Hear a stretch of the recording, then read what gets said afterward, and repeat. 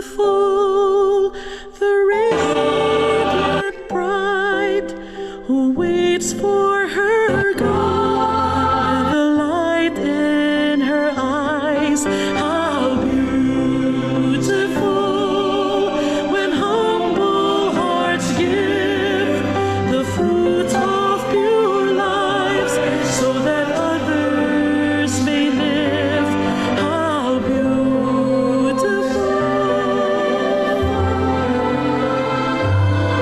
how beautiful,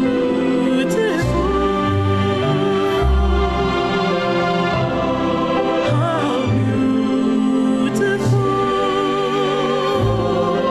is the body of Christ.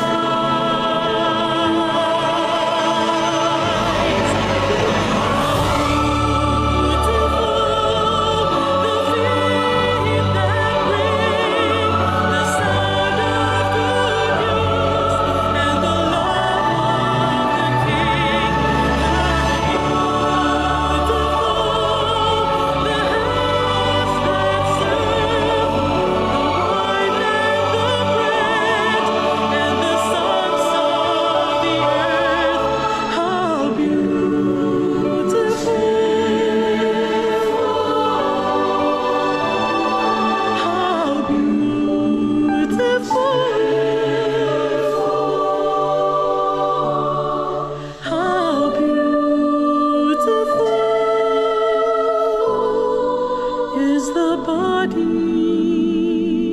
of Christ.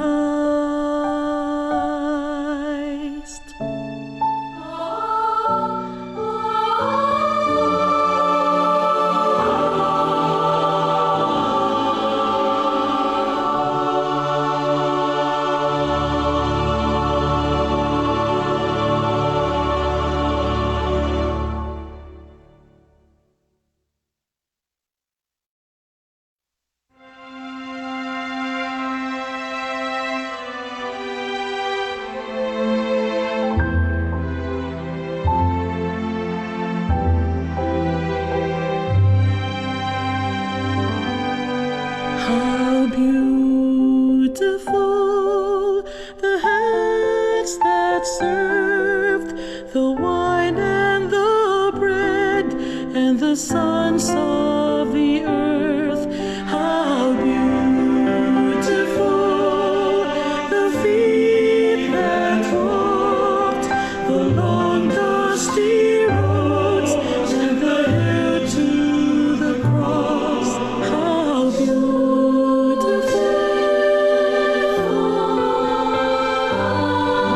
how beautiful.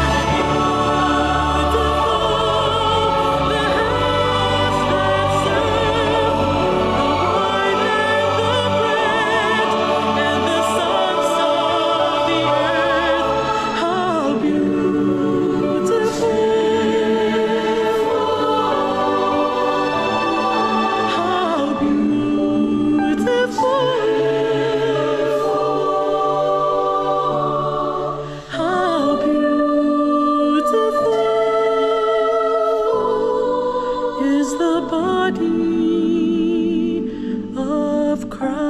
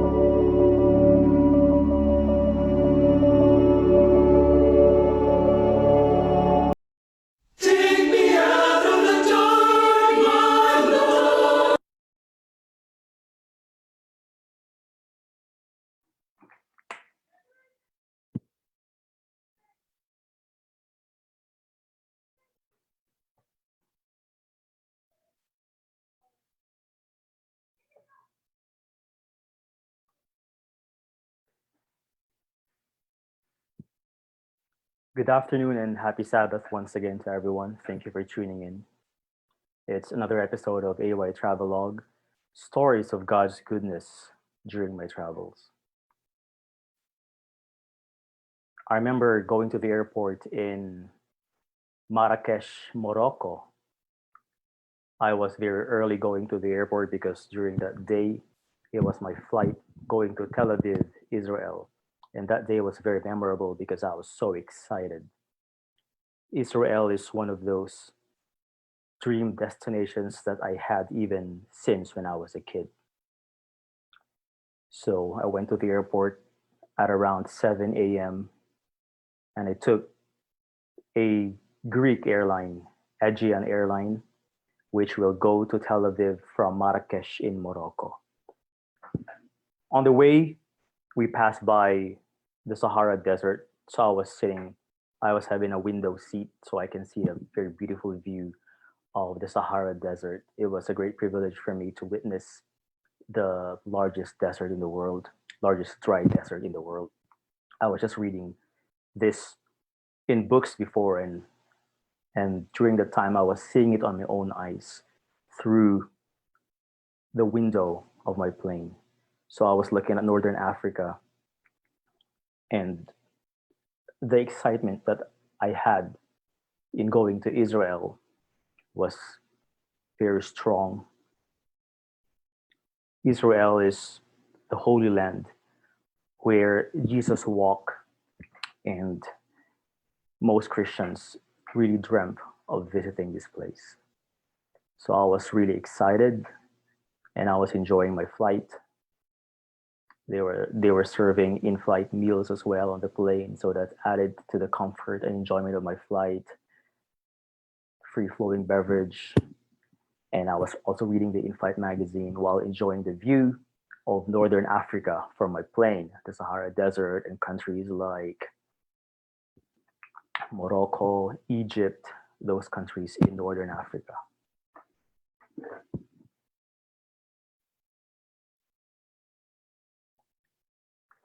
And then we had a layover in Athens, Greece. That was the layover of that flight going to Tel Aviv. We arrived Greece at around early evening, at around 7 p.m.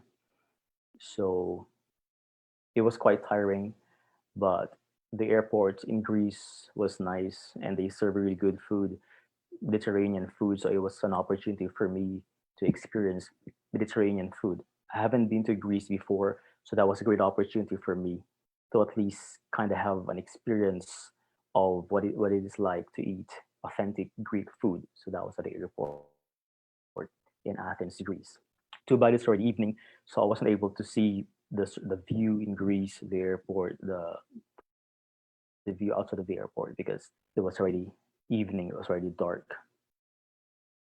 While waiting for my flight going to Tel Aviv from Greece, I was thinking of this very moment because I remember when I was a kid, like what I've said, it was a dream to go to Israel. We've been learning Bible stories since we were kids, stories about the Israelites. And during that time, I was going to the actual set of the stories that I've heard since I was a kid. So I think most of us Christians really have this dream of visiting the Holy Land. So after having a Mediterranean dinner, Mediterranean food, Greek food at the airport, I remember buying a history book in one of the bookstores. Just kind of that because of my excitement, that kind of pushed me to buy that book about world history. So I was reading the book, killing time while waiting for my flight going to Tel Aviv. And finally, we board the plane. The plane departed at around, I think, 9 o'clock, 9 or 10, even 10. And I was really very excited. Had some in-flight meal again, and I noticed the passengers there are more Israeli passengers instead of Greeks compared to the previous flight from Morocco. I arrived at the airport at around 12 midnight or even 1 a.m. But I didn't worry about safety because I know that in Israel it's very safe. There's security forces everywhere. That's what I read even before going there. So I didn't worry about regarding arriving late at night compared to my previous stories before where I had these worries landing late at night in a country, especially in Central and South America. But here in Israel, I didn't have that thought of being afraid because of landing late at night. So I arrived at 1 a.m. and a lot of my friends, one of my friends actually told me that I should be prepared, I should be ready at the immigration office or in facing the immigration officer because these immigration officers in Israel are very strict, especially with regards to Filipinos. A lot of Filipinos experience not being allowed to enter Israel, even though we don't need a visa to get there. And some of them even they were allowed to enter, they were just given 1 week or 3 day visa, something like that. So that's how strict the immigration officers are with regards to dealing with Filipinos. So they warned me about that. But upon facing the immigration officer, I was very confident. I know my purpose, and I know that I'm gonna go there legally. So I was just very confident. And he asked me a lot of questions. I just answered them confidently, like, "What is your purpose in going to Israel?" I just answered, "I want to see the Dead Sea." That was my answer. Yeah. So what is your purpose in going to Israel? I want to see the Dead Sea and some of the sites where Jesus walked. That's what I told the officer. And then he asked me, "Is it your first time in the Middle East?" I said yes. So not a lot of questions actually. Just as long as you answer confidently, then I think they will allow you. And I was given a 3 week visa to Israel. So I was so happy I was able to cross the immigration office. So I was officially in Israel for the first time. It was a dream since I was a kid. So you can imagine the excitement I had upon officially landing on Israel.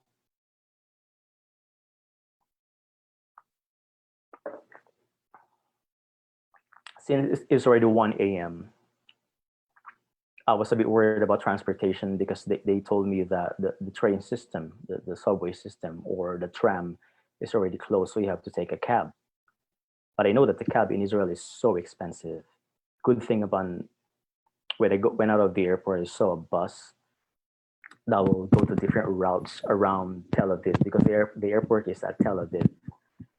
And so I took the bus. And when the bus reached its last station, it was not my hostel yet, but it's like the end station of the route of that bus. I said, "How much is the fare?" And they told me, "No, it's free." No, the buses in some of the buses in Israel are free of charge. So even though Israel is a bit of an expensive country in terms of being a tourist, but a lot of their transportation are free of charge. So that's one of the good thing about visiting Israel. But still, it's still not my hostel. So from the end station of the bus, I still took a cab at around that was already about 2 a.m. But I didn't worry about safety, like what I've said. A lot of security forces everywhere, and that's what I noticed in Israel. When I went out of the airport, I noticed people with a lot of people with guns. I was a bit shocked in the beginning. Like you can just see a normal person waiting for the bus with a gun, with a rifle.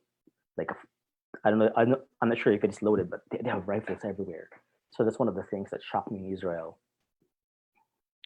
So I took a cab from the end route of the bus station going to my hostel. So upon arriving at my hostel, usually if it is my first time in a country, it's quite hard for me to sleep. Not because not because of the comfort thing, but because I'm very excited of what the next day offers. So it was my first time there, right? So it was quite hard for me to sleep. I remember that night I was just lying on my bed and thinking, oh, I'm ready in Israel. You know that feeling, especially when you visit a new country for the first time. That's what I always feel. And usually it happens when I arrive at a country in the evening or at night where it's dark, so you don't have an idea yet of what a country looks like. So upon sleeping, you think about, oh, you're so excited and curious about what the country offers. So that was my feeling that night when I was sleeping before I slept. So I was thinking, and then the next day, this was the same feeling that I felt when I was at Mexico. Like it relates to the quote, one of my favorite travel quotes that says, "To awaken alone in a strange town is the pleasantest experience in the world." And I experienced that sensation again. First time in Israel, the excitement is building up, and I'm so curious on what the city or the country looks like. Finally, I was able to land where Jesus walked thousands of years ago. So I was really excited. Had my breakfast at the hostel, buffet breakfast, a very good Mediterranean or Middle Eastern breakfast. A lot of bread, pita bread, hummus, olives, those kinds of things, salad, different kinds of salad. It was so good. That was quite a big breakfast. And then my first destination, since I was in Tel Aviv, is to explore the city, especially the beach area, because Tel Aviv is known for having very nice beaches. But my main purpose of going to Israel is to go to Jerusalem. But I'll be going there later that day. So before heading to Jerusalem, I first went to the beach to explore Tel Aviv. So I asked the hostel owner, is this hostel near the beach, or how long does it take to get to the beach? Or what do I take to get to the beach? And the hostel owner just laughed and said, the beach is just a few steps from this hostel, and he pointed to that direction. And I literally saw the beach from a hostel. It's that near. So that was a good location. So I went to the beach. I was really surprised because I didn't, my expectation regarding beaches in Israel is not very high because I come from the Philippines and we have really beautiful beaches here. And I was working in Thailand before. But when I got to the beach, I was really surprised. The beach was beautiful. It was so clean. Lots of nice infrastructure where you can wash your feet, for example, after swimming, or they even have showers on the beach. So I was so happy because on the beach, the sea is the Mediterranean Sea. We just hear about the Mediterranean Sea before in movies, in books, and now here I am seeing with my own eyes the famous Mediterranean Sea. And by the way, on my flight from Morocco to Greece, we even we even flew above the Mediterranean Sea, and that was a very memorable experience because I've never seen the water so blue. The Mediterranean Sea was the bluest water I've seen in my entire life. I've seen a lot of seas, oceans in my life, but the Mediterranean Sea is the most blue water I've seen, and it was so calm. That was when I was on the plane from Morocco to Athens. So here I was on the beach facing the Mediterranean Sea, and I was immediately thinking of passages in the Bible where it mentioned the Mediterranean Sea. Because, like what I've said, my purpose in going to Israel is to go to the sites where it was mentioned in the Bible, the Holy Land, right? So I was thinking, oh, this is the Mediterranean Sea. Was this sea mentioned in the Bible or something like that? So it was an experience, just kind of savoring the moment, looking at the sea, and thinking if the sea was even mentioned by Jesus in the Bible. So I did a bit of research, and apparently it was mentioned, but it didn't say Mediterranean Sea. I think it says the Big Sea, because in the Bible, what was usually mentioned was the Sea of Galilee, and I think the Mediterranean Sea was mentioned as the Big Sea in the Bible. So it was indeed mentioned, and I believe that when Jesus was there, he was able to go to that sea as well, the Mediterranean Sea. So that was my first experience of Israel, and I've noticed a lot of, because I went there in the morning, so I've noticed a lot of people are jogging. A lot of people are health conscious, walking, jogging, walking their dogs. And one thing that I immediately noticed when I was on the beach was the Israeli race is really blessed. Do you know why? Because most of them, if not all, they're all good looking. Men and women, they're all good looking in terms of the physical aspect, the face, the body structure. Like most of them, I've never seen a beach with that amount of good looking people. So that really struck me. And I told myself that this race is really blessed by God.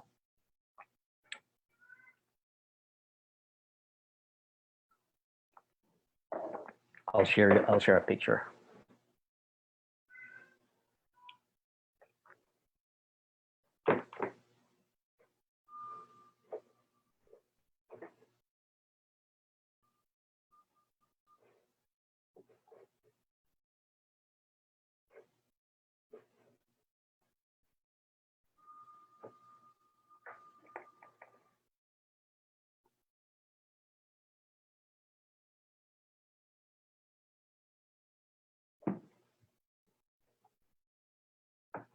All right, guys. So look at this. This is the beach I'm talking about, the Mediterranean Sea.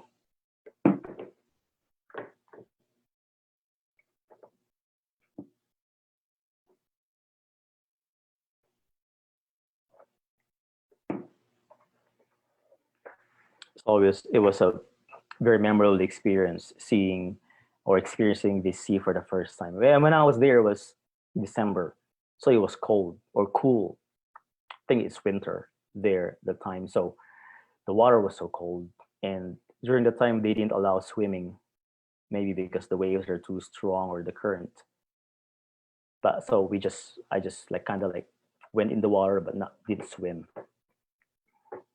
Yeah, that's the Mediterranean Sea. And later in the afternoon, or around, yeah, in the afternoon, I was on my way to Jerusalem because that's where most of my time, that's where I plan to spend most of my time, in Jerusalem. So from Tel Aviv, I traveled to Jerusalem, took the bus. And once again, at the bus station, it's crazy because there are lots of people with guns, with powerful rifles, a lot of soldiers, a lot of cadets. And I was really blown. I've never seen a country with that amount of guns everywhere. Different corners. You know, there, you can see cadets, you can see guards, soldiers, just walking. You know, with a backpack and with where else can you see that kind of scene? You're right. Like you know, you can see like even probably college students and carrying a rifle, just normally walking everywhere in Israel. So upon going to the bus station, there were lots of checkpoint, and I even remember there was one Arab that was with me uh, upon entering the checkpoint, and he was stopped, and they asked him if he can show them his ID or some like a document. So that's how strict they are in dealing with the Arabs there in Israel. I'm guessing that Arab was from Palestine because usually Palestinians when they go to Israel they need the kind of special kind of pass or something. So I took the bus, uh, and one thing I've noticed is the Israelis, because normally when I travel I ask a lot of questions of to where to buy tickets or something like that. Where's the bathroom? Where's a ticket booth? And during the time when I was in the station, I didn't know where to buy my ticket, so I asked people. And one thing I've noticed in Israel is uh, the Israelis they're they're not that friendly compared to Southeast Asians. Like they're very assertive. They're very assertive and kind of like assertive, borderline rude, for lack of a better word. Like I ask them where is it, and they will just say okay there or something like in a kind of rude way. Probably that's the way they are, but I'm just not used to it as a person coming from Southeast Asia. I think they're a bit rude for me, for lack of a better word. Anyway, I was on my way to Jerusalem on the bus, and man, when I was excited in Tel Aviv, my excitement even grew more because Upon going to Jerusalem, I was beginning to see old houses, the things that you imagine how Israel really looks like, because Tel Aviv is a modern city. It is nowhere like what you've imagined from stories in the Bible, like desert or old houses. Those. Tel Aviv is like Europe. It's like Denmark. It's a modern city. So going to Jerusalem, I was even more excited because we passed by kind of like desert areas, and I've begun to see houses that are quite old, and Jerusalem is an old city, so it's really different to Tel Aviv. So I was really excited. So I arrived in Jerusalem once again. It kind of I had a hard time locating my hostel in Jerusalem because normally I'll just take a cab, but in Israel it's very expensive, the cab, the accommodation. So I opted to take a public transport, and good thing I did because it's cheap and it's very efficient, it's very convenient, but at the same time it's quite hard to sort it out, especially compared with taxis. So it took me a while, but I was able to sort it out. I took their tram. It's not expensive, and it's really good. It's really efficient. So it added to my experience, and it also added to my skill in navigating to a city. So when traveling as much as possible, I suggest to take a public transport. Not just in terms of saving, but it also adds to your ability of being able to navigate the city. So I was able to go to my hostel, just taking a public transport, and I'm quite proud of that. I asked help from the locals, like the cadets, spoken to them and asked help. Upon arriving at the guest house or at the hostel, first thing that I asked at the front desk is how to get to the old city. And I was that excited. I just arrived, but I immediately wanted to go to the old city where the historical structures are, like the Western Wall, the Tomb of Jesus, those kinds of things. So I immediately asked the front desk how to get there, give me a map, put my bag in my room, and just went straight and explored the old city of Jerusalem. I walked, and that's a good thing about Israel. You can just walk, or in Jerusalem. You can just walk, and it's better to walk, especially during that month. It was December. It was cool, so no problem. I just walk, and while walking, I can't really believe that this is happening. I just thought about this before of dreaming of going to Israel, but there I was walking, really walking, turning my dream into reality. So I was like, this is crazy. This is amazing. I'm actually in Israel right now, and it's kind of hard to believe, right? It was a long time dream since when I was a kid. And then I went straight to the Western Wall. That was the first destination upon arrival. And the old city of Jerusalem, it is surrounded with walls and is separated into different quarters. There's the Christian quarter or the Catholic quarter, there's a Jewish quarter, there's a Muslim quarter, and there's the Armenian or the Orthodox quarter. So different quarters in the old city of Jerusalem. So I immediately went to the Jewish quarter for the Western Wall, or some people call it the Wailing Wall. Upon arrival, my heartbeat grew faster. I can't imagine see I can believe seeing it with my own eyes. So upon arriving, I saw people first they wash their hands, and then they go to the at the wall. And the Western Wall, by the way, is kind of like an open air synagogue where people go there to worship. Although even if you're not a Jew, you're still allowed to go there. So I saw people worshiping, praying, and I can't believe that I was witnessing this thing. Because when in 1992, when I was a kid, 92, 93, I remember the president of our institution where my parents worked before in Isabela went to the Holy Land. And during the time, travel wasn't common yet. So during the time, only doctors or people with lots of money can travel. I remember the time, not a lot of people can travel, and he was able to go to the Holy Land. So when he arrived, he told us stories about his trip, about his travel. He even showed us videos in the church. And one of those videos was the Western Wall. I clearly remember that video that he showed us where people are crying, wailing at the wall, praying, writing their prayers on a piece of paper, inserting it in the cracks on the wall. He showed us that video. I remember that, and I was so amazed. I was so amazed, and I was like, someday I really want to see this scene with my own eyes in person. That's what I told myself. Imagine that, like I was 10 years old or 9 years old at the time, but I told that's what I told myself that someday, I don't know when, I don't know how, but I told myself someday I also want to see this scene where people are praying at the wall. So when I was at that wall, that time during my trip, around the world trip, I immediately remembered that moment when I told myself that kind of thing when Dr. Garcia, the president of the hospital where my parents worked before in Isabela, showed us a video.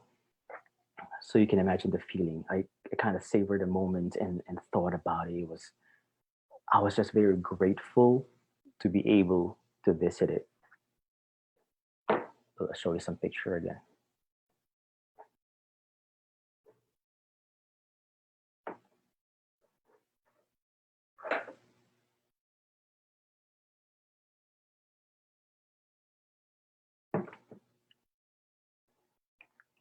So this was the mall. The wall.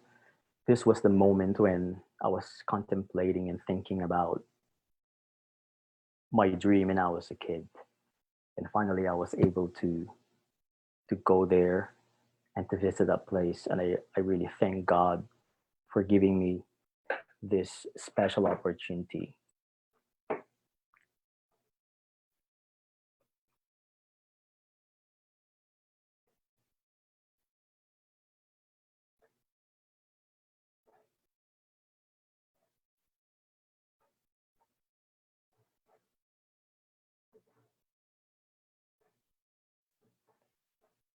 According to First John 5, verse 14, and this is the confidence that we have in him, that if we ask anything according to his will, he heareth us. So I ask the Lord to grant my requests in visiting this country and being able to experience these things, biblical structures, and he did answer my prayer. So I thank the Lord for that.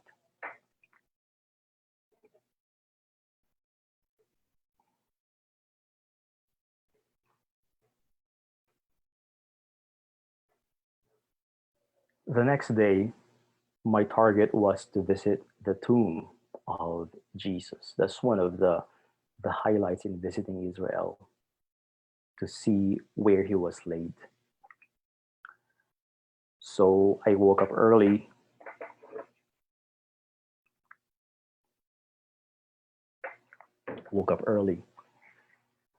and then headed to the tomb.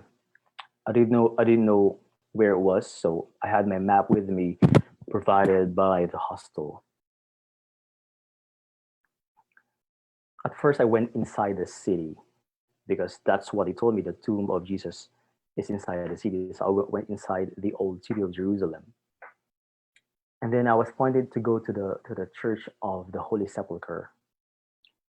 And when I went there were lots of people, like hundreds and hundreds of people lining up. And I told myself, this is not a tomb that's in my mind that I'm looking. And I asked one of the people there, like, is this a tomb of Jesus? And say, yes. No, I'm thinking of the tomb where there's kind of like a hole in the rock. And they told me, oh, you're referring to the garden tomb. Apparently, in Israel, don't be confused with this.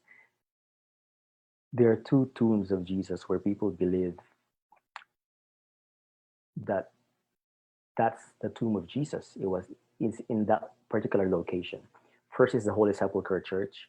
Catholics believe that the tomb of Jesus is there, and the other one is the Protestant Christians. They believe that the tomb of Jesus is in the garden tomb. So since based in my thinking, like based in the description from the Bible, the garden tomb is closer to the description because according to the Bible, it's outside of the city. Jesus was buried outside of the city. He was crucified outside of the city, and the garden tomb is outside of the city. So I immediately said in my mind, it should it should be the garden tomb. So I went to the garden tomb. So upon going there, is a it's a very beautiful garden maintained by Protestant Christians. Lots of flowers, plants, and there are even benches where you can relax and places where you can have meditation. And the first thing I asked upon entering is how much is the admission fee? And they told me it's free. It's free of charge. So that was one of the cool things there. And they gave me a map. And when I saw the map, there's even on the map it says this is the way to Golgotha. Like Golgotha is Calvary, like where he was crucified. So I didn't expect that that place is where Golgotha is as well. So I went there just looking for the tomb, but apparently Golgotha, where Christ was crucified, is also in that location. So I was so happy. I first went to the crucifixion site, Golgotha, and upon going there, the feeling is really different. Like we all know the story of Jesus, especially as Christians. We've read the story a lot of times since we were kids, always being taught to us in Sabbath school, in church. But it's really different if you're there seeing the location, the physical location of where he was crucified. And I kind of just paused for a moment and meditated. And then suddenly there were Protestant Christians who arrived with a tour guide provided by the garden tomb. They have their tour guides with them. And the guides, they're not just guides, but they actually tell the actual story as well. They're kind of like giving a Bible study, not just being a tourist guide per se. So while the guide was explaining things, since I didn't have a guide with me, I kind of just sat there with them and listened to the guide and explained to us once again the story of Jesus, the crucifixion based on the Bible, and how this physical formation is related to that, for example. So that was a really good feeling. It was a great moment for me because when I was meditating on that, I thought about Christ's sacrifice again. I kind of replayed in my mind the moment where he was crucified and then look at the actual physical location of his crucifixion. It was just a moment that is very special. And if you have a chance, it's really a life changing experience to visit this place. If you have an opportunity, go to Israel because it's hard to really explain that moment, that feeling, and it really changes you. To be able to actually be in that location where the stories that you've heard happened.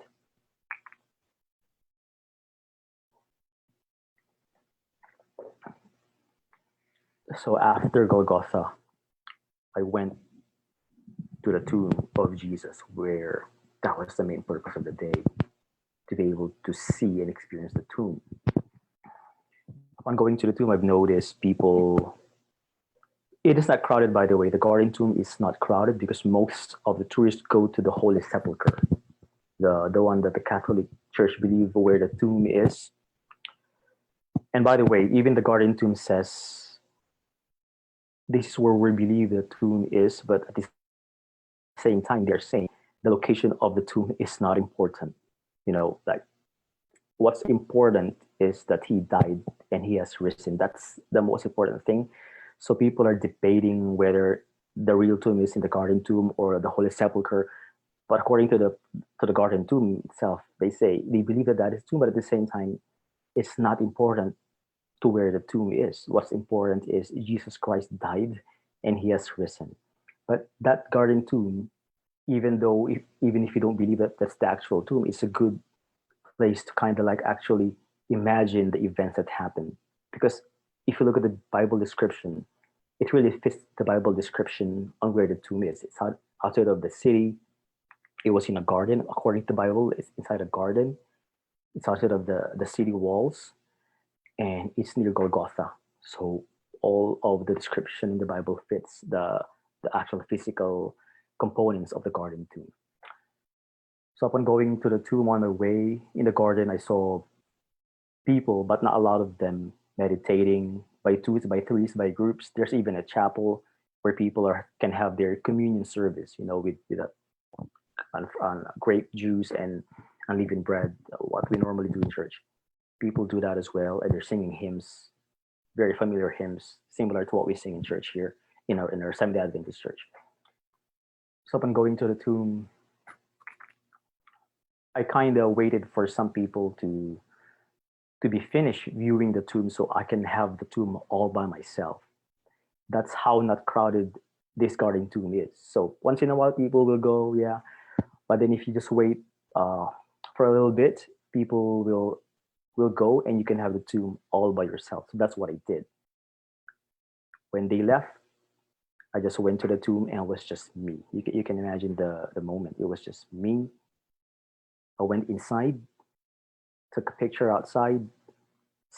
There's a bench by the tomb. I just sat there and meditated. Just look at the tomb and kind of imagine what happened, right? Based on the Bible stories. He was crucified, and he was put in the tomb for 3 those the story. And once in a while, I spent a lot of time at a tomb. I didn't rush because during the day I didn't have any plans, just a tomb. So I just sat there. And once in a while, I will join different tour groups, kind of like not really join, but kind of like listen to what the guide is saying. And there was even the guide explaining to one Protestant group about a tomb, and I kind of listened to her, and I was able to know the story behind why they think that is the tomb. And even inside there's this inscription, something like that. So that added to the value of my stay. I was able to hear the guide speak. So I went back to the tomb again and just sat down and just looked at the tomb, contemplated, meditated.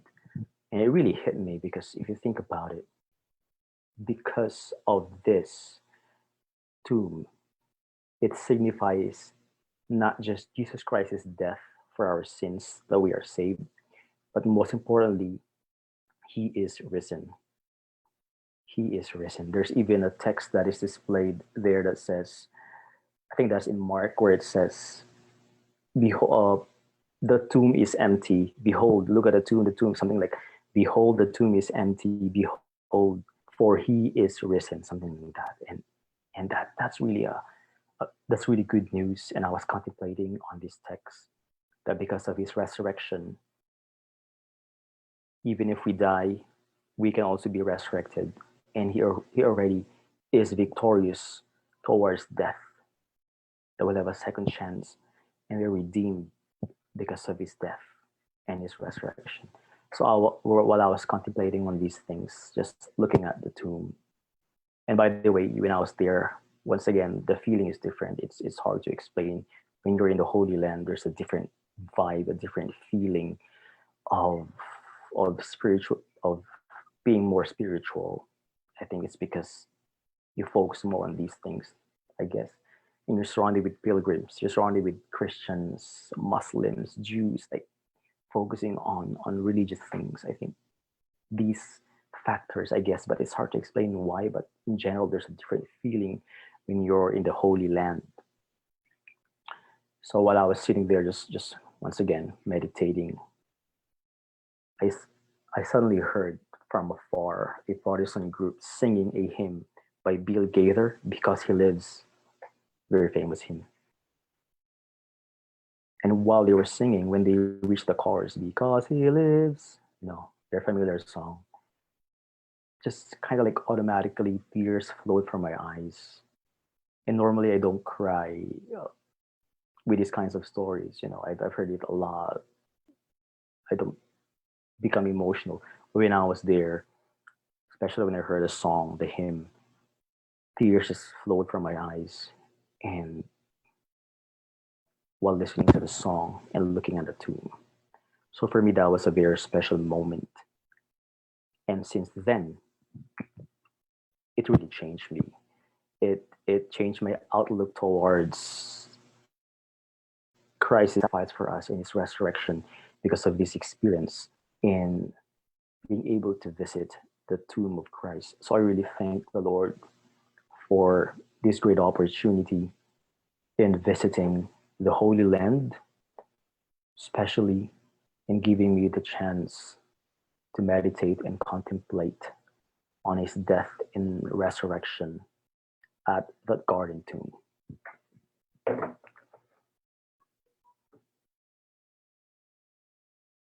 I forgot to show you a picture. I was just this is the garden tomb, by the way.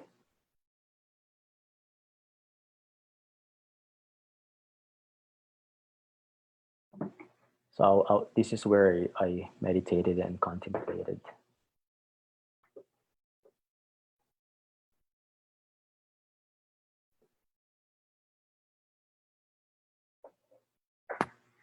And the rest of my time there, I was able to spend Sabbath. This was Friday night, and as a Seventh Day Adventist Christian, we also keep the Sabbath, same as with the Jews, and it's a very wonderful experience to spend the Sabbath in Israel because the whole city, most of them, they celebrate the Sabbath, and it's very solemn. 2 p.m. the stores, the shops closed. They begin to dress up and welcome the Sabbath. So I was literally on the wall of the old city of Jerusalem, welcoming the Sabbath. So it was a good experience. And I was able to visit the Temple Mount or Dome of the Rock, where Jews believe this is the holiest of holy, the part where the Temple of Solomon was. And and for our Muslim brothers, it's also a holy site for them.